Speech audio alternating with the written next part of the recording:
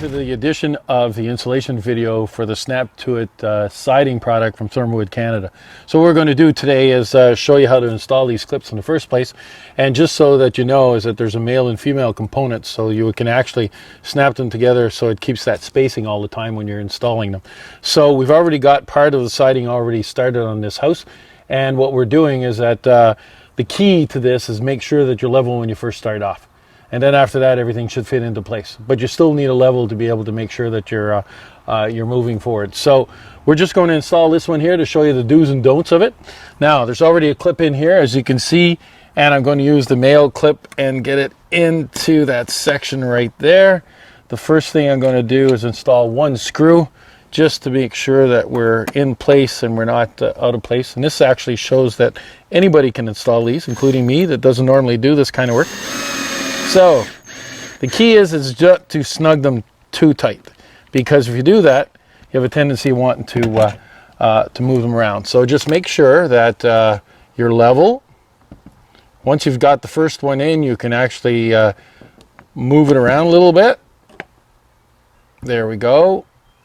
We're almost there. So you can play with them a little bit. It's in place. Perfect. Oh, good thing that fell through. All right. So we'll install the second one up here. One thing I'm going to show you is that once you screw this in, if you tighten that up too much, see what happens?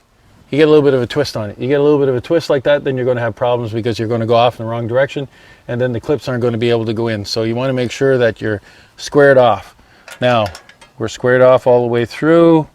We just put the screws in and just have them in there snug. You don't have to torque them too hard to be able to put them in. We got one screw per clip, and these are basically just coated decking screws that we're going to put in here. So there's the key. We got them. They're all straight. They haven't been twisted. You just made sure. Whoops, missing one. We'll put it in. And we're all set to go to be able to start putting the siding in. All right, so let's put some siding in. Siding's already been pre-cut, but one thing too, I just want to show you, if you use a long level and you put it in between, that's a good way of being able to measure so that you're level all the way through. So you need to be level in this direction and again on the vertical. We were talking a while ago about installing the clips. I've installed one clip here that fits actually 3 pieces of siding. We don't recommend that you go any higher than about 2 clips if you're installing it first, and then snap in your boards and keep going, because if any one of these clips goes out of line, or you've torqued it a little bit too much and it's extended, then what you're going to end up having is that you'll end up having an issue of misalignment at the top. But if you're a professional contractor and you're using laser alignment and chalk lines and all that kind of stuff, you can probably end up putting them all up. But if you're a do-it-yourselfer like me that hasn't done this very much, my wife has been putting up most of this siding for me, you end up wanting to not make any mistakes, so you're just going to put a couple up. So one of the key things, whether it's the summer or winter, one of the things that you should take into consideration is that each one of these clips is a small little harpoon that's actually going into the end of this profiled decking board here, and you want to make sure that it ends up going through this little part of the track a lot easier. So to be able to do that, you just squeeze these little clips a little bit, use a pair of square nose lineman pliers, and just squeeze them a little bit. They'll end up coming back into track later on. They'll fit back in, they'll spring back into place.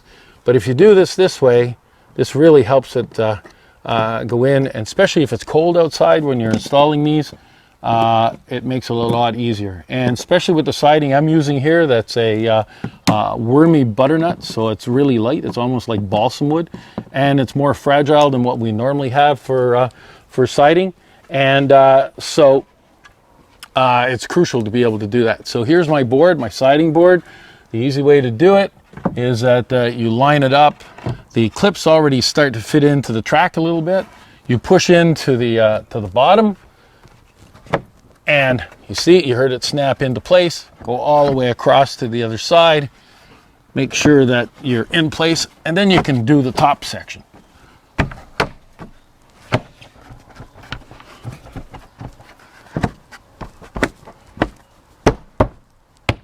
There we go. Siding board's already installed, so it's no more difficult than that to be able to put them in place. And here we're going to do the next one up. I'm going to do the same kind of squeezing of the clips. And actually, what I'm going to end up doing is that I will do 2 more boards here just to show you what it's all about. Again, this one here is going up against the window frame. You found its spot. You see there, it's into its place. Do the bottom section, just pushing it in, and then you're in place.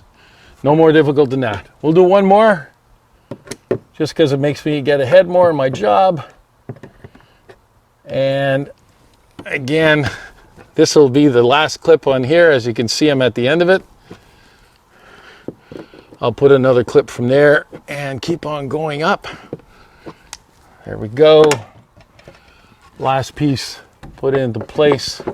Find its sweet spot here when you feel it kind of clicked in.